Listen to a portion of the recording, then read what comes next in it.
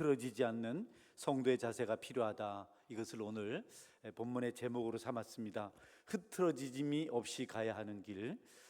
우리가 지난주에 살펴본 대로 사도들은 호랑이 굴에 들어가게 되었습니다. 그러나 그들은 한 발치도 물러서지 않았습니다.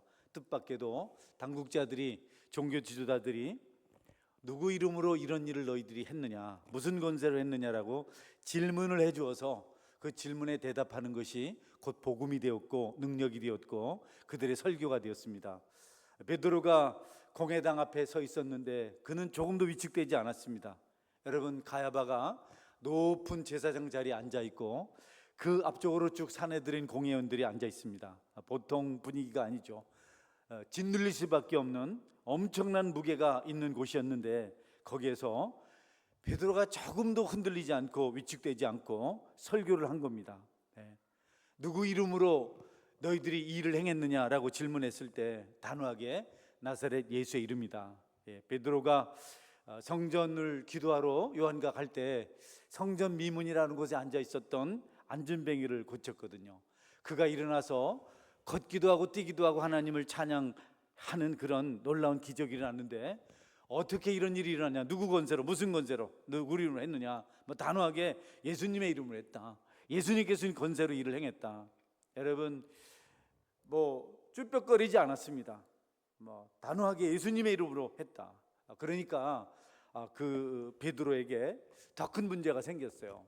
이제는 아무것도 그 이름으로 하지 말아라. 절대로 그렇게 하지 말아라. 이렇게 베드로를 억압했습니다. 아주 엄포를 놓았죠. 절대로 용서하지 않겠다. 그럴 때 여러분, 우리 베드로가 어떻게 대답했을까요? 한번 사도행전 4장 18절 19절 말을 한번 읽어볼까요? 말씀 읽어볼까요? 같이 읽습니다. 그들을 불러 경고하여 도무지 예수의 이름으로 말하지도 말고 가르치지도 말라 하니 19절 베드로와 요한이 대답하여 이르되 하나님 앞에서 너의 말을 듣는 것이 하나님의 말씀을 듣는 것보다 옳은가 판단하라. 절대로 앞으로 말하지 말아라. 절대 예수의 이름을 증거하지 말아라. 그렇게 했을 때 여러분, 베드로와 요한이 우리는 하나님 말씀 들은 대로 한다. 하나님 말 듣는 것과 너희들의 말을 듣는 것이 하나님 말씀에 듣는 것보다 더 옳은가 판단해라. 이렇게 어느 것이 옳으냐 한번 얘기해봐라. 여러분 어때요? 베드로와 요한은 하나님의 말씀을 듣고 하나님 뜻대로 행했습니다. 그런데 그렇게 하지 말라고 엄포를 놨습니다. 베드로가 조금도 물러서지 않고 누구 말을 너희 말 듣는 것이 옳으냐 하나님 말씀 듣는 것이 옳으냐 한번 얘기해봐라. 여러분, 이 사내들인 공회원들은, 종교지도자들은, 대제사장들과 그 아류들은 경건하게 보이려고 애를 많이 썼어요. 실제로 경건의 능력은 없었는데 옷차림이라든지 어떤 분위기를 가지고 경건하게 보이려고 존경을 받으려고 애를 많이 썼습니다. 그래서 너희들 우리 말을 들어야 된다라고 말하면 그들의 모든 그런 경건한 모습들이 거짓인 줄 판명이 나는 겁니다. 경건한 줄 알았더니 하나님 말씀이 아닌 자기들의 말을 들으라고 하네. 백성들의 그런 평이 두려워서 그 대답을, 그 말을 하지 못했어요. 그렇다고 해서 하나님 말씀 듣는 것이 옳다, 맞잖아요. 맞긴 하지만 지금까지 베드로와 요한이 틀렸다고 쭉 얘기를 했는데 하나님 말씀 듣는 것이 옳다 이렇게 말하면 여러분, 그들의 자세가 스스로 모순에 빠지는 거죠. 종교 지도자서 그들은 잘못된 거죠. 하나님 말씀을 듣지 말라니 이것도 그들에게 애매한 결과를 가져다 주는 겁니다. 제자들을 결국은 놓아주게 되죠. 이런 말 다시는 누구에게도 하지 말고 너희들 가서 잠잠하고 그냥 돌아가라. 스스로 죄 없는 자를 벌하려고, 죄 없는 자를 올무에 매려고 하다가 스스로의 올무에 걸린 격이 된 겁니다. 이 옆에서 놓아주었습니다.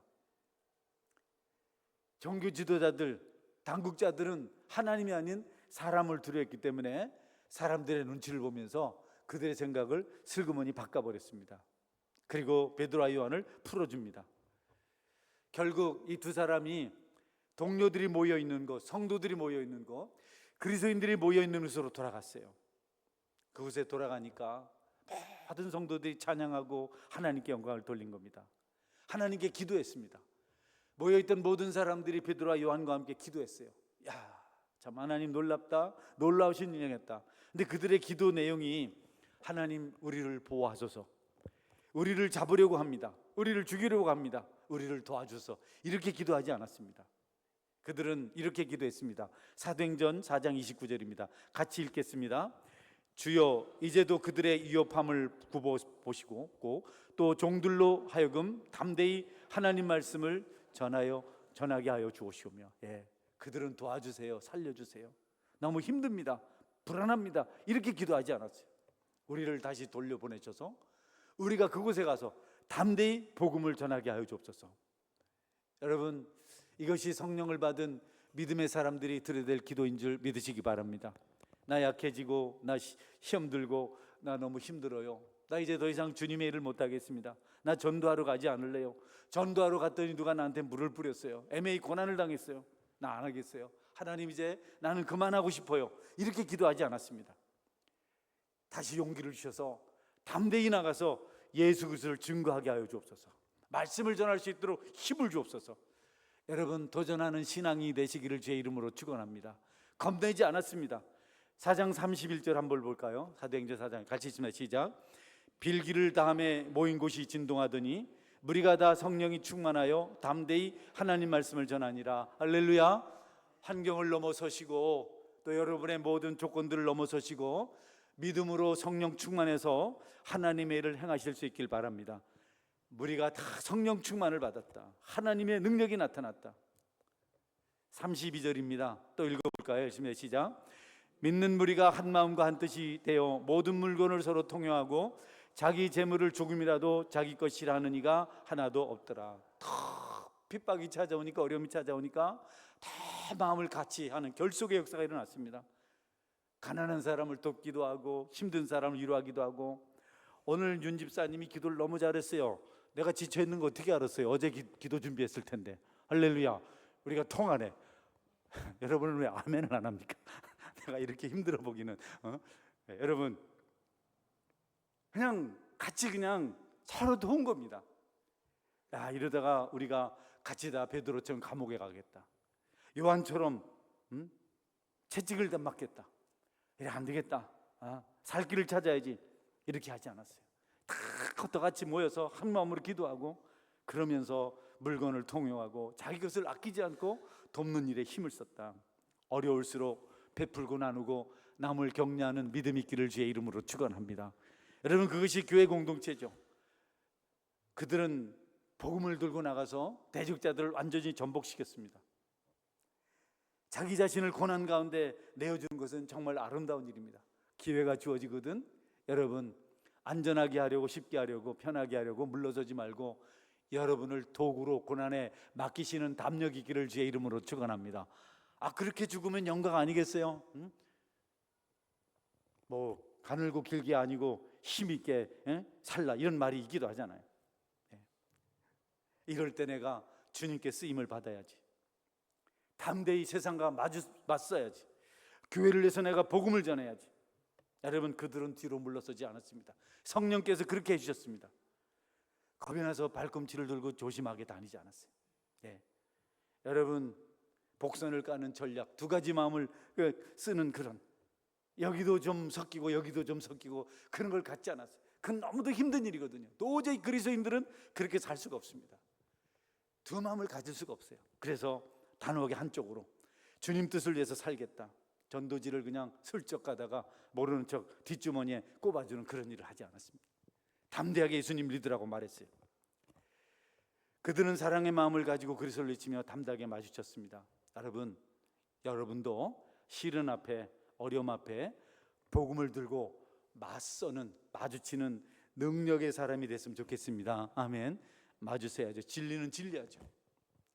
어설픈 유익을 위해서, 쾌락을 위해서 슬그머니 그리스도인이라는 어떤 그런 중요한 그 명분을 슬쩍 감추고 여러분 뒤섞여서 이렇게 사는 것은 영혼이 피폐해지는 것이고 삶이 피곤한 것입니다. 말하세요. 나는 그리스도인입니다. 나는 그럴 수 없습니다. 나는 하나님 복음을 전해야 됩니다. 그래서 매를 맞으면 그것이 축복이 될 줄 믿으시기 바랍니다. 나로 인하여 너희를 욕하고 모든 악한 말로 너희들 것으로 욕할 때 너희에게 복이 있나니 기뻐하고 즐거워하라. 하늘에서 너희 상이 큼이라. 고난받을 일, 무거운 짐을 짊어질 일이 생기거든 여러분 부딪혀서 나가십시오. 그때 여러분의 정체성이 분명해지고 여러분은 큰 일을 할 수 있는 능력을 하나님께서 얻을 수 있다. 위기는 기회입니다. 어려울 때 도전하는 것은 정말 축복을 받을 수 있는 그런 순간이죠. 전도하는 일에 있어서 우리가 중요한 문제는 세상과 정면으로 마주서지 않는다는 겁니다. 나는 그리스도인입니다. 나는 예수님 믿어야 되는 사람입니다. 당신도 그렇게 하십시오라고 말하지 못한다는 겁니다. 뭐가 좀 분위기가 심상치 않으면 돌아가든지 여러 가지 이유를, 명분을, 핑계를 찾아서 거기서 빠져나온다는 겁니다. 얼마든지 있죠. 교회가 은혜가 안 되네요. 세상이 기독교인들을 너무 악하게 보기 때문에 할 수 없네요. 우리를 향해서 너무 비난하기 때문에 우리는 그 일을 할 수 없습니다. 뭐 얼마든지 우리가 그곳에서 벗어나려고 될 수 있는 핑계는 많습니다. 뭐 수천 가지가 됩니다. 심지어는 문 밖에 사자가 있다 이렇게 하고, 문 밖에 무슨 사자가 있습니다. 얼마든지 말할 수 있는데 그렇게 하지 않고 사도들은 힘써서 주님의 복을 전했습니다.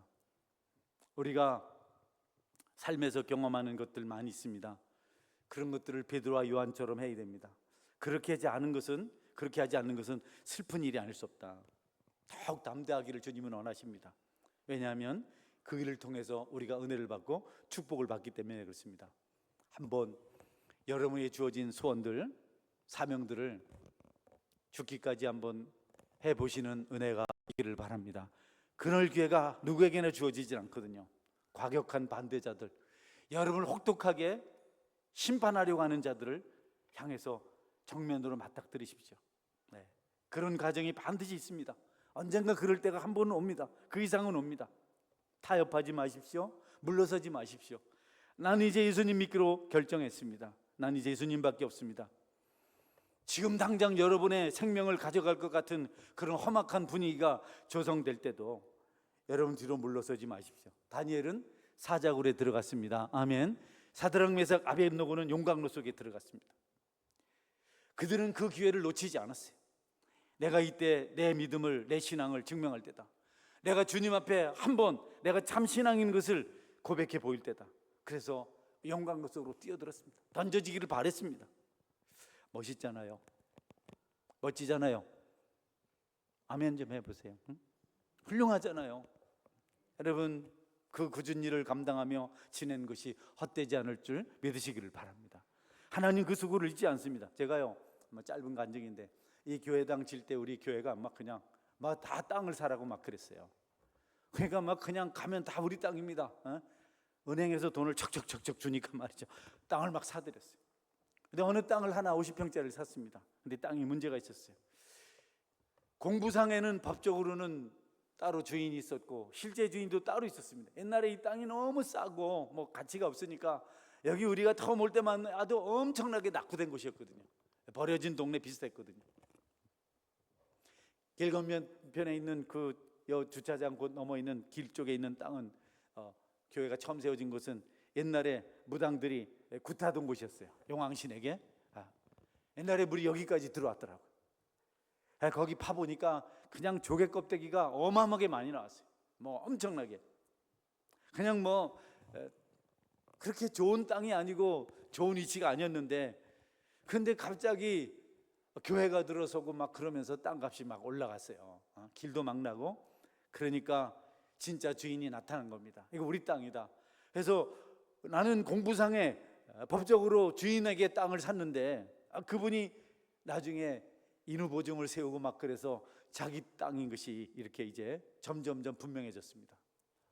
여러분 근데 그분이 나한테 시비를 걸더라고.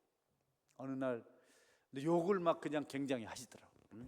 우리 땅인데 네가 사가지고 어쩌고 저쩌고 하면서 막 나이도 나보다 얼마 더 많지는 않아요. 그런데 막 욕을 하고 그러더니 왜 땅을, 남의 땅을 다른 사람한테 사가지고 내 권리를 빼앗게 하냐. 그래서 내가 설명할 겨를도 없이 피우던 담배를 가지고 나를 여기 잿더리처럼 이렇게 비벼서 껐어요. 피곤하세요? 이 박진감 넘치는 이야기를. 엄청 뜨겁죠. 담뱃불이 보통 뜨겁습니까? 그런데 내가 그날 어쩐지 하나님께서 힘을 못 쓰게 하시더라고요. 그대로 담뱃불에 얼굴을 대고 있고, 그래서 어쨌든 그래서 그날 모든 사람이 다 모여 있었죠. 자기 집을 짓는다고. 바로 앞에 집이거든요. 여기 2층 집 말고 그 조만한 빨간 벽돌 집 짓는 그 주인이 그랬어요. 내가 여기서 떠날 줄 아냐 이렇게 하고 말이죠. 막 속에 다 나와가지고 욕을 하고 그래. 아무도 말리지 않더라고. 나 잘못 안 했는데 어쨌든 그런 과정을 겪으면서 여러분 결국 그 땅도 다시 우리가 소유하게 되고, 일단 법적으로 다시 이전을 했기 때문에 그렇게 해서 모든 것이 잘 됐습니다. 나중에 그분의 가정이 예수님 믿었고, 아저씨는 그렇게 얼마 있지 않아서 이렇게 자리에 앉아 있다가 그냥 돌아가셨어요. 제가 하나님께서 우리에게 어떤 어려움을 주실 때 그 어려움은 우리를 힘들게 하려는 것이 아니고 우리를 축복하시려고 준비시킨다는 걸 알았어요.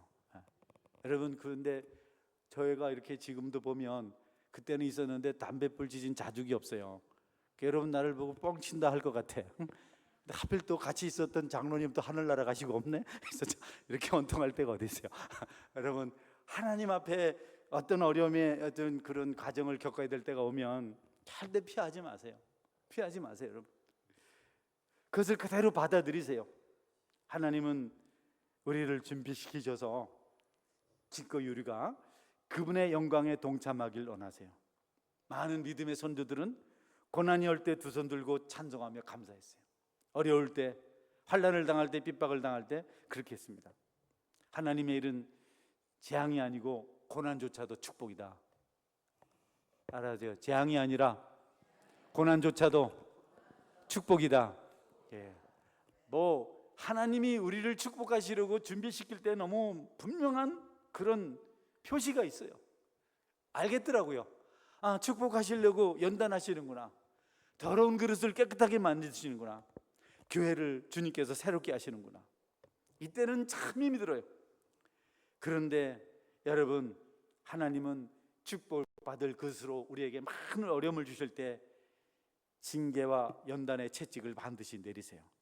그리고 결국은 우리가 그 복을 받을 수 있는데, 그때 타협해버리고 그때 물러서 버리면 우리에게 찾아올 축복이 사라진다. 바울은 병에 걸렸을 때나 실현당할 때나 궁핍에 처할 때나 핍박받을 때조차도 하나님을 영화롭게 하는 삶을 살았습니다. 오죽하면 감옥에 갇혀서 찬송을 다 불렀을까요? 억울하게 엉덩이가 터지도록 피가 나도록 나중에 간수가 다 상처를 씌워주고 싸매주고 치료를 해줘요. 그렇게 억울하게 매를 많이 맞고 감옥에 갇혔습니다. 매를 맞은 이유가 귀신 들린 여종을 고쳐준 것 때문에, 그것 때문에 매를 맞았어요. 여러분, 귀신 들리는 사람 귀신 쫓아내주고 온전하게 만든 게 죄입니까? 근데 그것 때문에 매를 맞았어요. 얼마나 억울해요. 바울은 그 속에 기쁨이 있어서 그런 것 때문에 시험 들지 않았어요. 오히려 감옥에 들어가서 두 손 들고 찬송하고 기도하고 감사했습니다. 성도는 다른 사람을 위해서 소모품이 되어야 됩니다. 다른 사람을 위해서 희생해야 됩니다. 그게 제일 아름답습니다. 다른 사람을 이용해서 자신의 어떤 유익을 찾는 것은 성도의 모습이 아닙니다. 성도는 정말 예수님께서 마지막 물 한 방울 피 한 방울 내준 것처럼 다 쏟아내고 그리고 하늘나라 가야 될 사람들이다.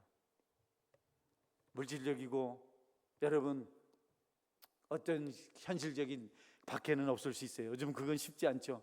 정신적인 엄청난 충격을 받을 수 있습니다.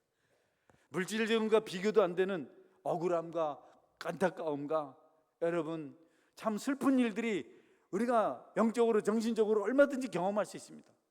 예전에는 먹지 못하고 제대로 잠자지 못하고 잊지 못하는 것이 어려움이 있는데요, 지금은 그런 건 어려움이 아닙니다. 뭘 해도 그것은 알 수 있거든요. 사람은 배고플 때 두려움이 있어요. 무지할 때, 배우지 못했을 때 두려움이 있습니다. 저는 이 두 가지를 다 경험해 봤습니다. 그런데 여러분, 정말 힘든 것은 그런 것이 해결되고 스스로 성숙해질 영의 사람이 되어야 될 그런 순간이 되었을 때, 영적이지 못한 자신을 발견할 때, 이거는 배고픔의 고통이나 무지함에 대한 어떤 두려움과는 비교도 되지 않습니다. 여러분들이 세상에서 손가락질 당하고 예수 믿는다는 것 때문에 여러분 괜히 무시당할 때 그 자존심 상하면 말도 못합니다. 머리를 감으려고 했는데 샴푸가 없더라고요. 그래서 옆에 있는 거 조금 눌렀었는데 그 아저씨가 때밀이라는 아저씨, 그거 얼마 한다고 지금 남의 걸 쓰냐고 해서 잘못했습니다. 이거 제가 제 여기 있는데 깜빡하고 왔습니다. 목사가 돼가지고 이렇게 자존심 상당히 상하더라고. 꼭 요만큼 써, 요만큼. 그래서 그분이 그러더라고. 한 번이나 나한테 때를 밀어봤냐 하더라고. 그래서 내가 매일 거의 뭐 운동한다고 오는데, 그리고 아이고 나는 옷 벗고 누구 앞에 못 있겠습니다. 여러분 참 좀 힘들었어요.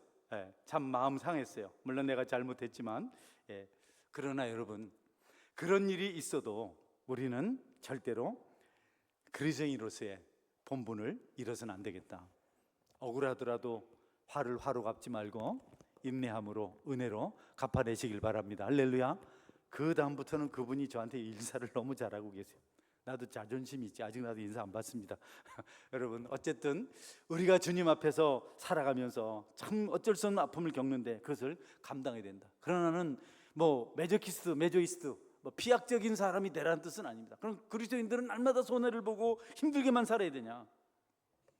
여러분 절대 우리는 그렇게 쉽게 무시당하거나 그렇게 억울하게 고통을 당할 존재는 아닙니다. 박해받는 것을 뭐 그냥 좋다 이렇게 말할 수 있는 것은 아니죠. 그걸 자랑거리로 할 수 없습니다. 그러나 여러분 그걸 뭐 자랑거리 여기고 박해받았다, 우리는 그렇게 살아야 된다, 그런 좀 매저키스트가 되라는 뜻은 아니고 피약적인 사람이 되라는 것은 아니고 여러분이 담대하라는 겁니다.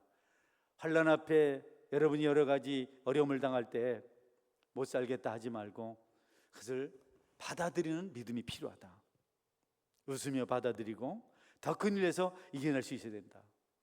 여러분께서 바울 사도가 그런 문제를 놓고 이런 말씀을 했습니다. 자, 빌립보서 2장 17절입니다.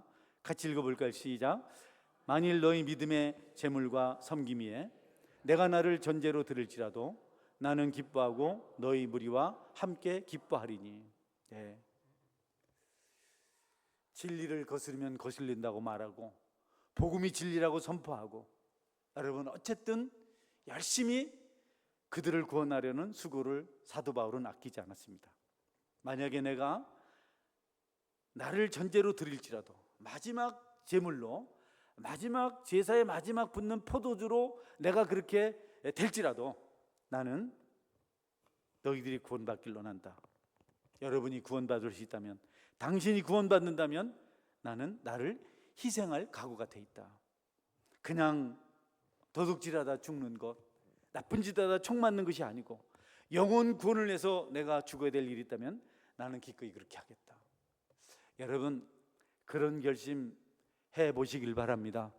내가 이렇게 함으로 내가 희생하고 헌신하고 내가 죽기까지 복종해서 사는 것 때문에 영혼이 살아난다면, 누군가가 은혜를 받고 새 사람이 될 수 있다면 나는 그렇게 하겠다. 다 바울은 그런 결심을 하고 있었습니다. 그리고 그가 희생하고 헌신하고 그런 대가를 지불했을 때 어떤 영혼이 살아나는 것을 보면 바울은 행복했습니다. 자기가 저주를 받아서 유대인들이, 동족들이 구원받을 수 있다면 저주받아 지옥 가겠다, 그렇게까지 말을 했습니다. 바울도 여러분 뭐 메소키스트가 아닙니다. 그도 뭐 자학적인 사람이 아닙니다. 자기를 뭐 자책하고 자기는 막 그냥 이래도 옳다 이렇게 생각하는 사람이 아니었습니다. 그는 그런 것을 통해서 영혼이 구원받는 것을 볼 때 너무너무 행복했습니다. 너무너무 좋았습니다. 골로새서 1장 24절입니다. 같이 읽습니다. 나는 너희를 위하여 받는 기로움을 기뻐하고 그리스도의 남은 고난을 그의 몸된 교회를 위하여 내 육체에 채우노라. 기꺼이 영혼들을 위해서, 교회를 위해서 괴로움을 당하는 것을 기뻐했습니다. 나 같은 자가 뭐라고, 내가 무슨 자격이 있다고, 나는 죄인 중에 괴수인데 나 같은 자가 희생을 당하고 고난을 당해서 공동체가 행복해지고 교회가 부흥되고 영적으로 하나님께 영광 받으신다면 무엇을 못하겠는가, 그런 고백을 한 겁니다. 여러분의 수고와 희생이 하나님의 교회를 세워가고 연약한 지체들을 살려내는 일이라면 여러분들도 바울처럼 기뻐하면서 앞장서서 그 일을 하실 수 있길 바랍니다. 아멘. 내가 힘들고 내가 어려워서 주일학교 아이들이 행복해지고 우리 중고등부 학생들이 만족을 느끼고 우리 청년들이 모이를 힘쓰게 된다면 여러분 바울처럼 마지막 전제로 희생을 할 수 있으면 하면 좋겠는데 하나님 그런 기회는 안 줄 것 같고요. 우리에게 여러분 제사진이라도 파시길 바랍니다. 할렐루야. 다 팔 게 있는 사람들 아무 말도 안 하고 그래서 한번 주일 아이들을 위해서 한번 청년들 학생들 또는 주일 학기를 위해서 한번 여러분 한번 주머니를 풀어보세요. 할렐루야. 그랬을 때 그 아이들이 행복해하고 그 아이들이 즐거워하고 그 아이들이 힘을 내서 이런 것을 볼 때 여러분의 기쁨은 여러분이 쏟아낸 것보다 1000배 만배가 될 줄 믿으시길 바랍니다. 바울이 그걸 하고 있는 겁니다. 내가 바보가 되고 내가 죽임을 당하고 감옥에 갇히고 비참한 존재가 됐기 때문에 누군가 살아난다면 나는 그것을 기뻐한다. 여러분 바울은 알아요. 왜 대적자들이 자기를 박해하는지, 왜 이방인들이 자신을 그렇게 미워하는지, 왜 세상 사람들이 그리스도인들을 그렇게 싫어하고 못되게 만들고 조롱하고 욕하는지 알아요. 그들은 바울이 미워서가 아니고 저와 여러분이 미워서가 아니고 예수님이 싫어서 그런 겁니다. 예수님이 싫으면 우리를 괴롭히면 되거든요. 아버지가 싫으면 아들을 괴롭히면 되는 겁니다. 어머니가 싫으면 그 딸을 데려다가 괴롭히면 되는 겁니다. 바울은 그걸 알고 있어요. 나하고 아무 은원 관계가 없고 내가 잘못한 것도 없지만 나를 이렇게 무시하고 짓밟는 것은 예수님이 싫어서 그런구나. 그래서 예수님 대신 자기가 박해를 받는다고 생각하고 그는 그 고난의 짐을 잘 감당한 겁니다. 세상이 우리를 미워하는 것은 우리 때문이 하고 우리가 믿는 예수님 때문인 줄 믿으시길 바랍니다. 그러니까 예수님 때문에 그런 일 당할 때 여러분이 섭섭하다 그러면 안 되잖아요. 힘들다 그러면 안 되잖아요. 내가 무엇이간데 나 같은 사람이 하나님 나라를 위해서 주님을 위해서 교회를 위해서 이런 짐을 짊어집니까? 주님 나를 인정해 주셔서 감사합니다. 그리고 더 강하게 맞닥뜨려서 진리를 전하는 고수하는 믿음의 길을 주의 이름으로 축원합니다. 그러면 원수가 밉지도 않아요. 섭섭하지도 않아요. 들때 한 번씩 속에서 나쁜 것이 올라오긴 하지만 가만히 생각해 보면 그것이 하나님 영광을 위한 것이기 때문에 그렇게 괴롭지 않습니다. 해보세요. 교회와 영혼들을 위해서 한번 여러분을 내려놔 보십시오. 여러분은 그 일을 또 하고 싶을 겁니다.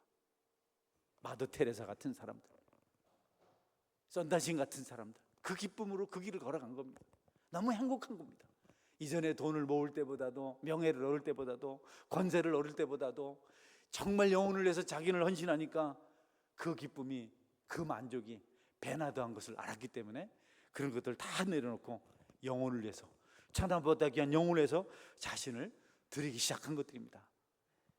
그 기쁨을 우리도 알아야 되겠습니다. 아멘. 주님은 그것 때문에 십자가에서 중보기도하며 감사하며 순교 순종하며 그렇게 죽으실 수가 있었습니다. 목숨을 기꺼이 바쳤습니다. 마지막입니다. 내가 내 몸에 예수의 흔적을 지니고 있노라. 내가 가지고 있는 상처는 참 크지만 이 상처는 내 것이 아니고 예수님의 것이다. 예수의 흔적, 예수님 때문에 입은 아픔, 예수님 때문에 가지고 있는 흉터, 예수님 때문에 내가 이걸 가졌다. 어떤 사람이 구두훔치다가 감옥에 갇혔는데 목사님 신방 가니까 아이고 예수님은 십자가도 졌는데 내가 감옥에 있는 게, 여러분 그런 게 아니죠. 아무 죄도 없고 잘못도 없는데 억울하게 감옥에 갇혔을 때, 매를 맞았을 때, 그때 여러분에게도 예수님의 흔적이 있는 줄 믿으시기 바랍니다. 그 흔적이 여러분 마음속에 많아야 돼요. 그 상처가 예수님 때문에 겪어있던 아픔이 많아야 하늘나라에서 여러분의 훈장도 여러분의 면류관도 보석으로 찬란하게 빛날 줄 믿으시길 바랍니다. 내가 뭐 때문에 그래요? 나도 내 인생이 있는데요. 여러분 이거 너무 좀 그리스도인의 말로서는 유치하지 않나요? 제가 더 신실하지 못하고 더 하지 못해서 내가 무엇을 해서 할 수만 있다면 내 몸이라도 바치겠습니다. 이것이 바울의 고백입니다. 여러분이 어떤 어려움이 찾아와도 처음부터 끝까지 흔들림이 없는 초지일관하는 그런 믿음의 길을 걸어가실 수 있기를 바랍니다. 흐트러짐이 없는 믿음의 길, 성도의 길을 감당하시는 저와 여러분이 될 수 있기를 주의 이름으로 축원합니다. 아멘. 기도하겠습니다. 하나님, 어렵고 힘들어도 주님 때문에 만족한 인생을 살게 도와주옵소서. 지금까지 많이 먹었고 많이 입었고 누릴 만큼 충분히 누리고 이만하면 됐습니다. 하나님, 이제 내가 주님에서 살 수 있게 도와주십시오. 나도 작은 예수가 되어서 흐트러짐이 없는 신앙의 길을 걸어가게 하여 주옵소서. 우리가 그렇게 할 수 있으면 세상이 변화될 수 있습니다. 방구동을 넘어서 울산 지역이, 넘어서 이 민족이, 넘어서 세계가 주께로 돌아온 역사가 있습니다. 여러분에게 고난의 기회가 지어지고 십자가를 짊어질 때가 오거든 마다하지 마십시오. 하나님 나에게 복 주시오노라. 내가 감당하겠습니다. 힘들다고 멈추지 마세요. 여러분, 우리가 끝을 봐야 되지 않겠습니까? 하나님, 내가 주님 위해서 처음 가진 그 마음을 가지고 어떤 환난이 찾아와도 주님의 길 걸어가게 하여 주옵소서. 같이 동성을 한번 기도하겠습니다. 전능하신 하나님, 감사합니다. 흐트러짐이 없게 도와주옵소서. 어렵다고 약해지고 시험에 들고 하나님 불안해하고 염려하지 않게 도와주시고 주님 정하신 그 길을 걷게 도와주옵소서. 한번 부딪혀보게 도와주옵소서. 아버지 하나님, 최선을 다하게 도와주옵소서. 주님 앞에 모든 것을 맡기게 도와주옵소서. 그리스도의 흔적을 가지게 도와주옵소서. 그리스도 때문에 받은 상처가 있게 도와주옵소서. 나쁜 짓 한 것 때문이 아니라 하나님, 내가 나태함 때문에 받은 것이 아니라 주님에서 섬기다가 주님 때 받은 멋진 흔적들이, 상처들이 내면에 있게 하여 주시기를 원합니다. 주님 감사합니다. 주께서 기회 주셨을 때 뒤로 물러서지 않게 도와주시고 바짝 다가서서 그 짐을 짊어지고 하나님 앞에 서는 신실한 하나님의 종이 되게 하여 주시길 원합니다. 오 주여 감사합니다. 예수님 이름으로 기도합니다. 하나님, 할 일 없이 세상을 배회하는 존재였었는데 아무것도 할 수 없는 미약하고 부족한 형편에 있었는데 주께서 찾아주시고 비밀을 주셔서 주님의 조금이라도 일할 수 있는 기회를 주신 것 감사합니다. 하나님, 이 일을 소중히 여기고 할 수 있는 모든 일을 감당하며 믿음으로 살게 하여 주옵소서. 고난이 찾아올 때, 시련이 찾아올 때 주께서 그릇을 준비하시고 축복하시려고 하는구나 깨닫고 주님의 뜻에 합당한 삶을 살게 하여 주옵소서. 불평하고 거역하며 곁길로 가지 않게 도와주시고 주님 축복 받을 준비를 하고 바짝 다가서서 시련의 짐을 감당하게 하여 주시기를 원합니다. 우리 모두에게 세상의 흔적이 아니라 예수 그리스도의 흔적이 있게 도와주옵소서. 주님 때문에 받은 상처들, 슬픔들, 아픔들, 괴로움들이 우리 속에 있게 하여 주옵소서. 이것을 위해서 찬양하고 감사하며 하나님 기꺼이 주님 앞에 영광 돌리는 우리의 삶이 되길 원합니다. 귀한 예물 드렸습니다. 송주아 집사님 주일원금 드립니다. 이국진 형제가 주님 앞에 귀한 예물을 드렸습니다. 우리 국진 형제만 남아있는 군생활 잘하게 도와주시고 그가 연약한 곳을 주께서 하시며 강하게 하여 주시고 또 하나님 다친 다리를 치료하여 주시기를 원합니다. 깨끗게 하여 주옵소서. 예수님 이름으로 기도드립니다. 아멘. 찬송가 380장을 같이 부르겠습니다.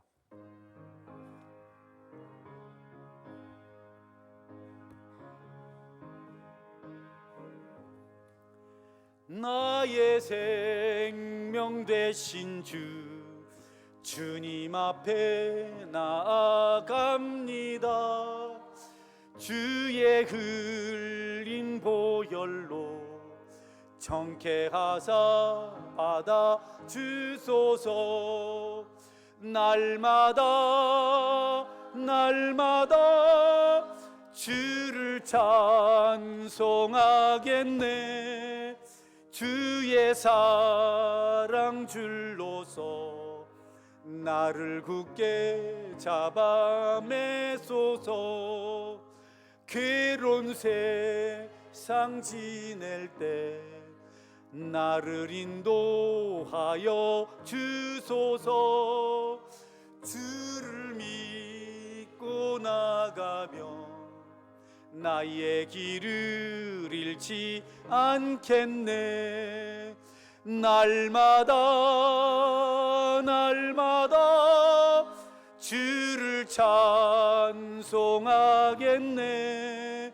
주의 사랑 줄로서 나를 굳게 잡아 매소서. 세상 살아갈 때에 주를 더욱 사랑합니다. 밝고 빛난 천국에 나의 영혼 들어가겠네. 아멘. 날마다 날마다 주를 찬송하겠네. 주의 사랑 줄로서 나를 굳게 잡아 매소서. 아멘. 이제는 우리를 모든 죄악 가운데서 구하신 우리 주 예수 그리스도의 은혜와 하나님의 무한하신 사랑과 성령의 교통하심이